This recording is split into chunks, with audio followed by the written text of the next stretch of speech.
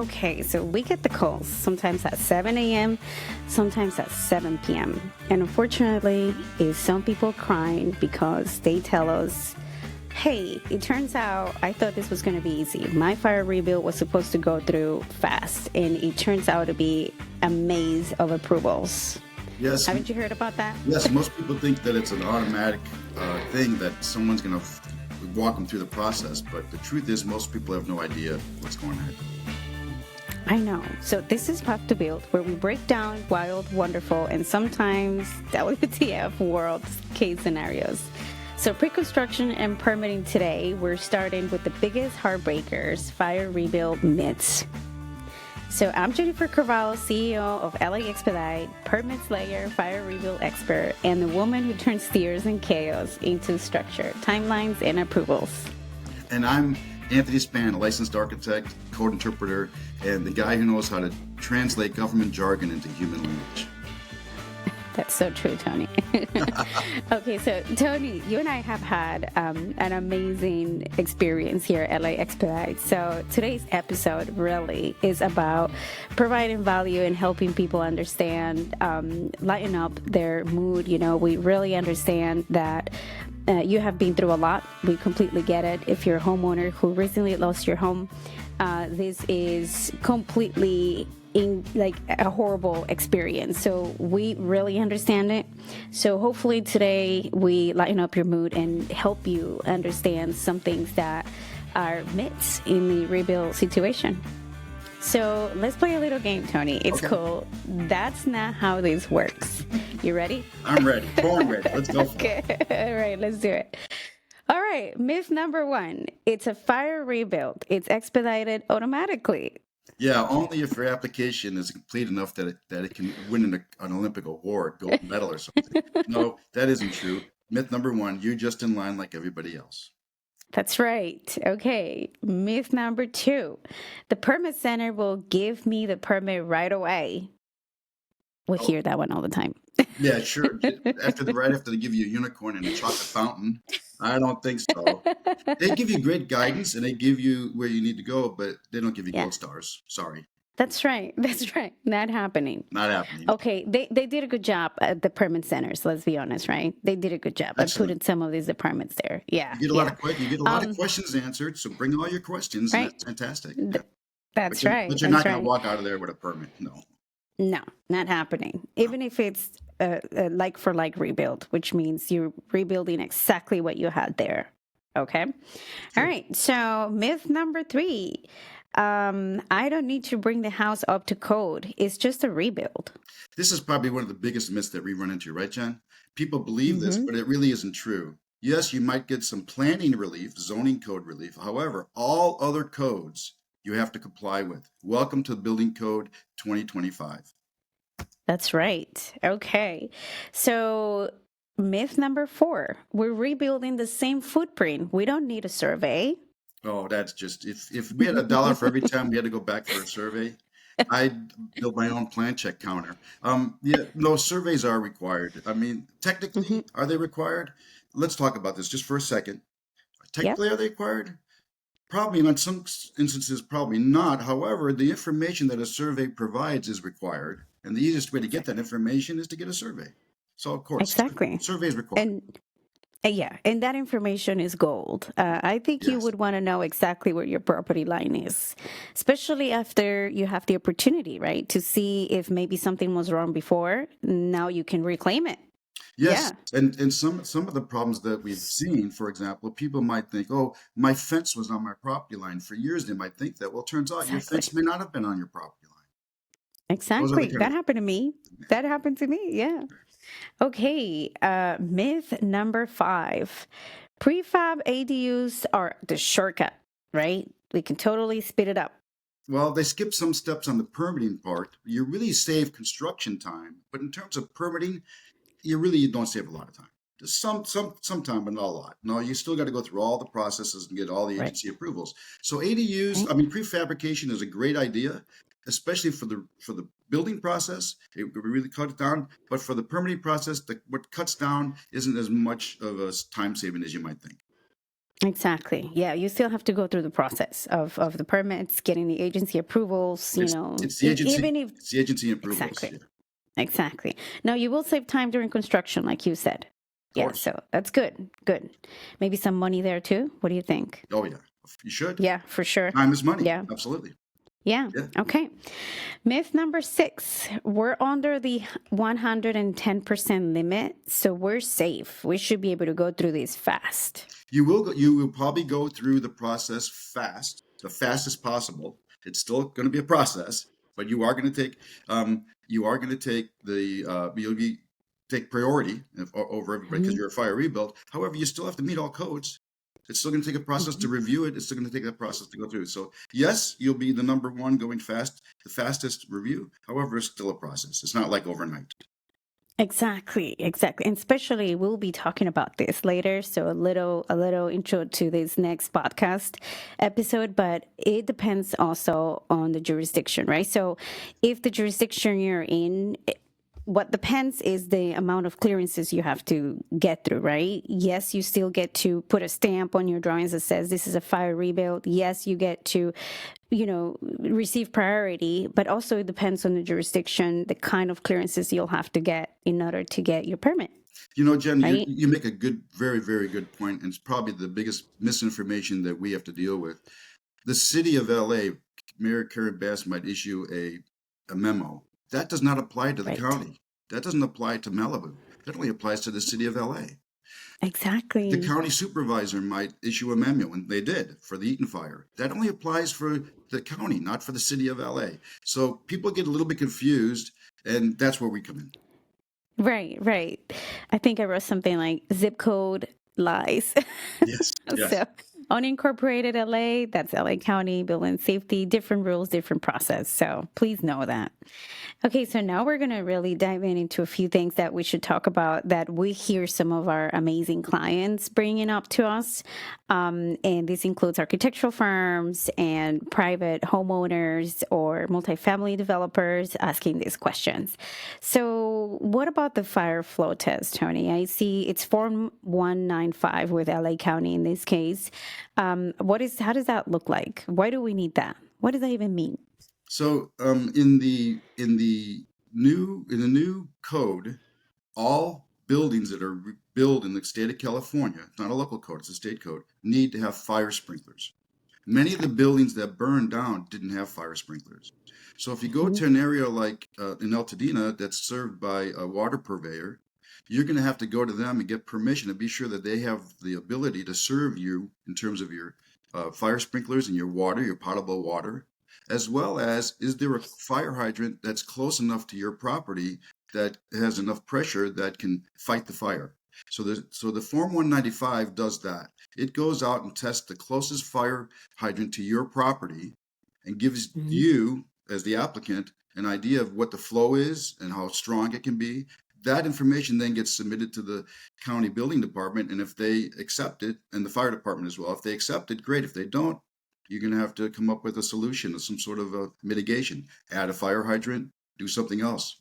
Those are the, Yeah. and that process is going to take a long time because if you can imagine, every single project in Altadena, for example, will need a fire flow test. Every single one. Every single one. Every So single I one. guess what we're trying to say here is make sure you stop here first. And what's going to happen, as we know, is it's first come, first serve. So you're in line, you Yeah. get your application in, and it's going to take a while to get these going. So, but luckily, that process can occur concurrently while you're into the other agencies. Locally, that's right. That's right. That's why you want to talk to experts like us. We're offering one-on-one consultations, and the reason is you want to have a strategy when you come in Yes. into this process. Without a strategy, you're sort of aiming for just at the mercy of the building department or any of these agencies. So it is definitely important that you understand what needs to happen first.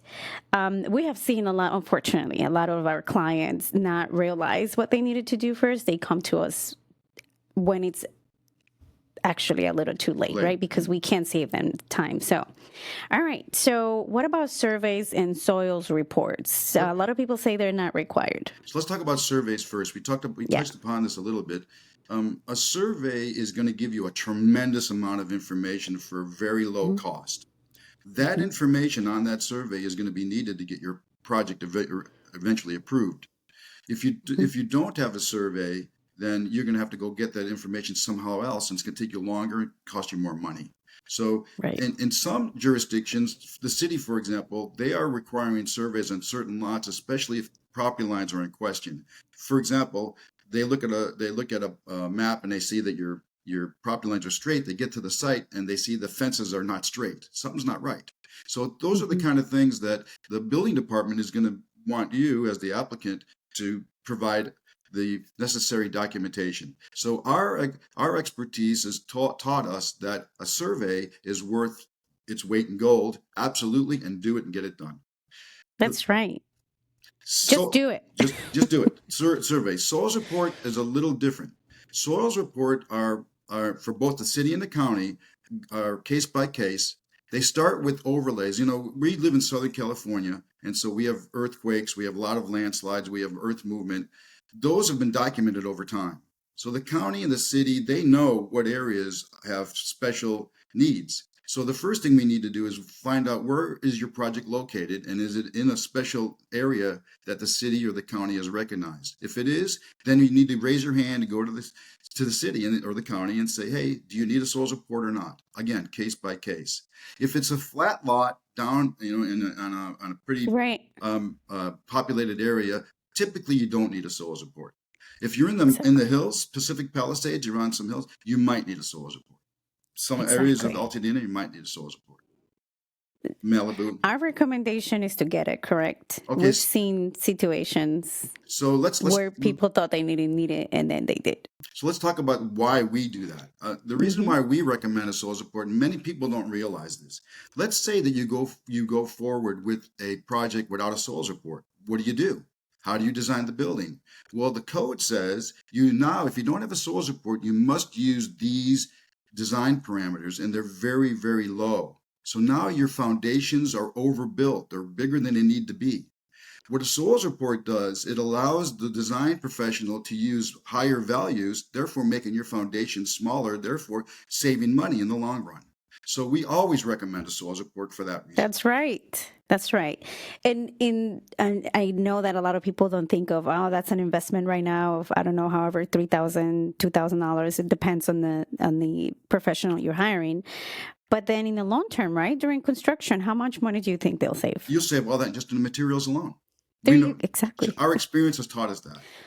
Exactly. So yes, Exactly. so coming to us, we're going to highly recommend a soils Hmm. report and a survey. Still up to you, but we highly recommend it. Recommend it. I've You got it. also seen cases in different scenarios, like when we go through grading approval, just because we have to go through grading as part of the clearances to demonstrate that there is no grading happening or that there is grading happening. Obviously, if there's grading happening, you need a sales report.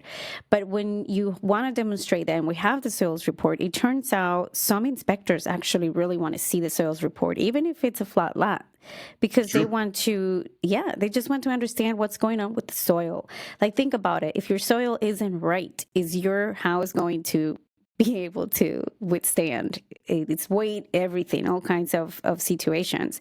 So technically speaking, without being an engineer, to me, that sounds like a no-brainer to There get you it. go. Yeah. Okay, so what about sprinklers and grading? We've heard this, right? That should have been a myth that we included. We don't need sprinklers because it's a fire rebuild, and I just have to put what I had there. So So, what do you think? So again, a myth. The state of Hmm. California, forget the wildfires for a second. The state of California years ago Hmm. require all new building to be fire Hmm. sprinkler, residential building. So actually, all new buildings in the state of California. So you have a fire. You live in a house that was built in the 50s or 60s. It didn't have fire sprinklers. It burned down. You want to rebuild it. You need to provide fire sprinklers, no matter what you do. Exactly. That just goes. So fire Hmm. sprinklers are going to be a big deal for everybody because everybody's got to do them. And there's no way around it that I know of. The Right. grading. Let's talk about grading. And this gets people a little bit confusing. Let's try to clarify this a little bit.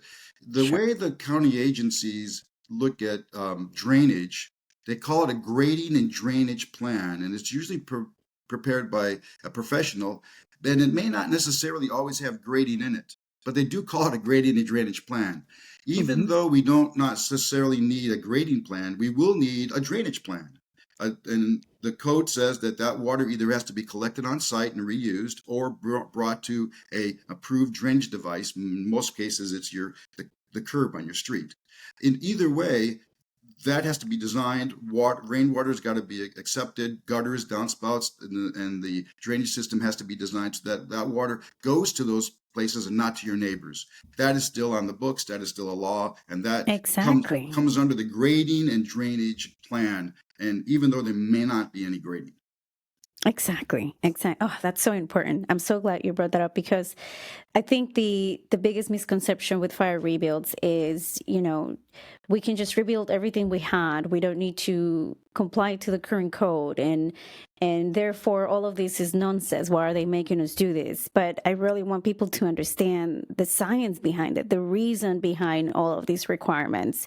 And obviously there's some things that you might not you want to advocate for, right? So that's what we do. We come in and we double check for you to understand, okay, this is something we can fight for, but this right here, this is important. So those are the things that are good to touch on. So I think, Jennifer, it's also important that there's information out there, and it's true that if you built a certain time, you want to rebuild your house, you might be able to use the 2019 building code as mhm, opposed to the current code. That's okay. However, what you need to know is the 2019 current building code, as compared to the current building code, they're very similar. There really very isn't similar. there really isn't Yes. any major changes that you're going to save a lot of money. You're still going to have to fire sprinkler. You're still going to have to meet basically Yes. all the code requirements. So there isn't much, although the county or the city both are saying you might be able to build to the 2019 code, the differences between the codes aren't that drastic. Exactly. So, yeah. And again, this is all for your safety and the Yes, safety of others. yes. So, okay, great. I'm glad you brought that up too, because we've heard those questions, the difference between the 2019 and Mhm. 2025 code. Okay. So, oh, let's talk about this 110% rebuild threshold. So, could we just go over that? Because there's a lot of confusion about this, So right? there is, and it gets worse because a lot of the foundations have been removed as part of the phase Hmm. two cleanup because Hmm. foundations typically in a high fire get compromised because the heat just makes the concrete so brittle. And unfortunately, we live in Southern California, so we don't have deep footings. So the footings are close to the surface. They almost all those footings are exposed to the high heat. It's very rare where you actually can keep the existing foundation.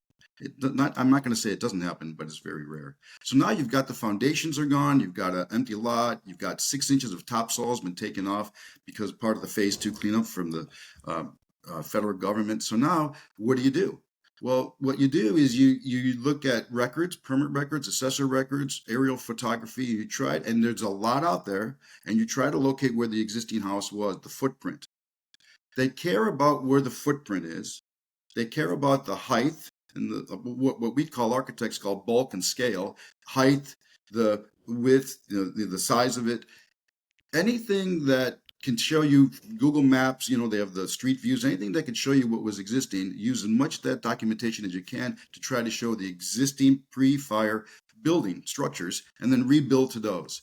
The square footages will probably be locked in through the assessor because we all pay taxes on our houses and they're already assessed. So the square footage amounts are there. So it's simply Hmm. a task of putting everything together, and that's where we can come in and help.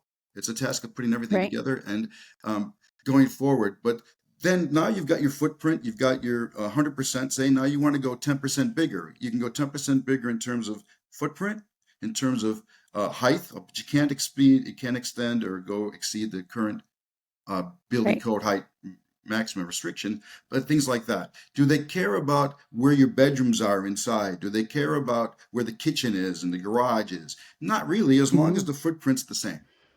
Exactly. Yes, exactly. So even if I have no permit records, right, Correct. of exactly what my footprint was or even my layout, this is how you get to at least 110%, right? Yes. Rebuild.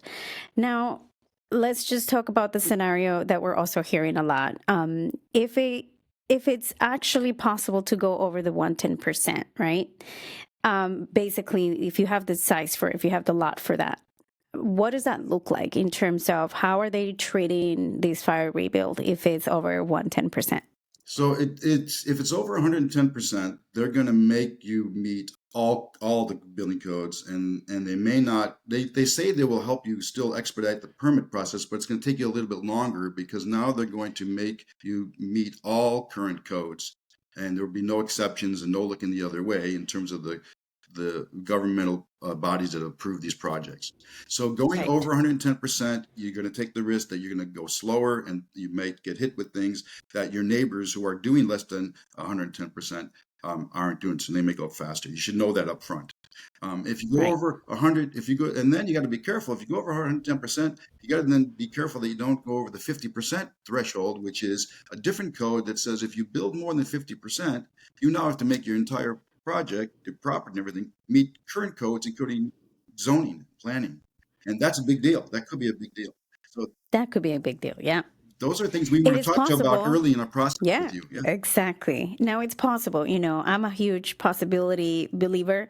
So anything's possible. And I don't want people to feel afraid of the jurisdiction. But absolutely. exactly, where we come in is actually building a plan and a strategy that gets you what you want, even if it means doing it in stages, right? So maybe doing a fire rebuild of what you had exactly, and then submitting maybe a conversion of a garage or adding the garage, certain things that you think might be just a no-brainer to add the first time actually will impact your timeline. And that's what we want to look at. So Tony, if I Absolutely. go, if I go over the 110%, let's say, and I want to do, we had a client ask us these questions, they are telling me that even if I do 110%, my application will still be considered as a fire rebuild, and that the only additional time I'll experience is maybe about a few months. What do you think about that?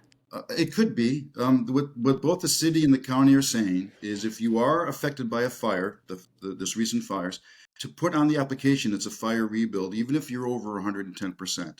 That way you'll get through the expediting process. What happens though is you might get into the permit, the initial stages of the process, and you might then get rerouted. You're over 110%. Instead of going straight this way, you're going to have to go take the zigzag route. Is what's probably going to happen. Exactly. Yeah. And so you do not want to go into a case like this without support. This is where I think, not a lot of homeowners understand what permit expediting is. And a lot of people just assume, the architect will take care of it, the contractor will take care of it. But there's there's real value in hiring people that really understand what is going on, and especially when, we have people on board like you, Tony, as a registered architect, Thank you. where our design process also includes streamlining the Yeah. permitting. We highly recommend that if you are building over 110%, that you have the right guidance and understanding of what that looks like. In terms of, for example, your setbacks, your property setbacks are very important. What you had before, what will be considered like for like, what is not like for like. The layout is really not very important to them, just as long as you keep the same footprint. But if you are adding, where are you adding? Do you meet setback requirements, height requirements, and obviously your RFA, right? That's very important. Tony, a lot of people don't know what RFA is. Why don't we tell them? Yeah. Again, it depends on if you're in where you're at, city, county. Mm-hmm. Mm-hmm. It gets Right. defined differently, and it also gets defined Yes. differently. So the RFA is a calculation that agencies use to limit the size of the house, and it's typically an interior calculation of the interior of the house. What the assessor and what the building department use are the exterior of the house. Those are the kind of square footages that we want to talk about when we're talking about where you want to put the building and stuff. So the RFA and the gross square footage Mm-hmm. are two different things, and they get very confusing to many people. And it's really hard to try to answer this question because it's very confusing, Yeah. very technical kind of a thing. And they're also Right. different depending on where you are. Are you in Altadena? Are you Exactly. in LA so County or LA City? So what we tell, and I learned this from you, Jen, what we tell people is tell us what you want. Then we will come in and we'll tell you how to get there. And Exactly. if you can't get there, we'll help you do the best we can. But that's what you were talking about, strategy, being proactive, going forward. So That's where important. we come in. Yes, So important. absolutely. So important. So important. This, I think I want to bring her up because this client really was experiencing a lot of stress. And, she came in from Altadena and she thought that she was in LA City. There was confusion about it. There was confusion about what a fire float test was, what they were telling her at the permit center versus what we were telling her.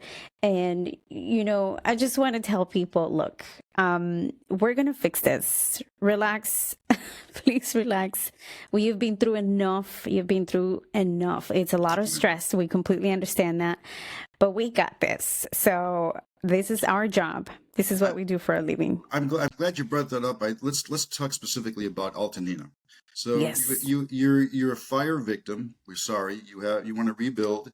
The county will let you rebuild pretty quickly if you rebuild like for like or like for like plus 10%. So it's what they call the 110%. Pretty easy. Now, same situation, but your client, the applicant wants to build more than 110%. What happens? This is one of those things where you go to this, instead of going to a straight line, you get zigzag, and now your project has to meet the Altadena community standards, which is a document that the local community adopted. Now your project is subject to those requirements. Whereas if you were less than 110%, it wouldn't be. That, for example, is the zigzag example that we were talking about. And that's where this, the woman that that Jenifer's talking about was kind of confused about. She didn't understand that. Exactly. So look, you've been through a fire, we see you, we hear you, you've already done and been through the unthinkable, Yes. So the idea of permits and planning and what you can do with your property, I do want to say, it's an opportunity for you to really get clear about what you can and cannot do with your property, invest in it, how can you do that? So you want to have the right strategy. This is really important. Now I do want to, since you talked about this, Tony, I think we need another episode, right? To talk about specifically how LA County treats a fire rebuild and how LA City treats a fire rebuild, Malibu, for example, right? So we have 3 different jurisdictions that you definitely should understand, and especially if you're being affected by it, or if you're architects working on it, if you're hearing misinformation, which is a huge issue in our industry, lots and lots of misinformation. But meanwhile, this is Path to Build. It's brought to you by LA Expedite Inc. And next week, we're going to be breaking ground with fire rebuilds in LA County, Pacific Palisades, Malibu. And if you've been burned out in unincorporated LA, well, this one's for you. So let's hit follow, tell a friend, and visit laexpedite.com for our fire rebuild checklist. It's free, fabulous, and full of facts. We're going to be adding it here in the chat. And Tony, is there anything else you'd like to add? Keep going forward. I'm sorry this is such a hard time, but we're here to help you, and there's a lot of resources, and we'll get you through it. We'll get you through it. 100%. Yes. All right. Awesome. Please feel free to reach out, right? If you need us, there's a website, there's a contact us. You can find us there. So, and if you want to talk to Tony, please let us know. We're here for you. Thank you so much. Thank you. Thanks, Tony. It's great having you. Thank you, Jen. Good seeing you. Thank you. Thank you. Bye. Hi, friends. My name is Jenifer Carvalho, CEO and founder of LA Expedite Inc. I know that you're going through your fire rebuild, or at least you're thinking about it. If you're in the phase 2 of your cleanup process, congratulations, you've made it this far. You're ready to rebuild. If you're in the process of it, please hang in there. I know that the Army Corps is working really hard to get this completed as soon as possible. What I do want you to understand is whether you are in the LA County jurisdiction, or if you're in the LA City or Malibu jurisdiction, there are a lot of things that you should know. For example, what is the difference between like-for-like fire fire rebuilds? What is the difference if you do over the 110% threshold in terms of timeline? Can you potentially expedite a project that is completely new? Can you build the same layout you had, or can you change it completely and will it still be considered a fire rebuild?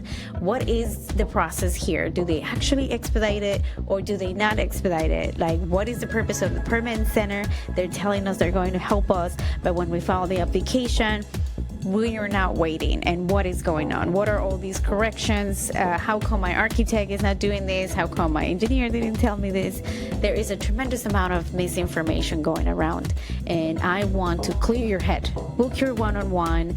Your consultation is our priority because we will get to work on your strategy. We will understand your priorities and your vision for your fire rebuild. But most importantly, we have been doing this for the last 20 years, 40 years combined, and our expertise and my mission is what you're going through right now. I hated the fact that people had to go through this red tape and not understand how to defend themselves, advocate for themselves, and even if any of these requirements even apply to their projects.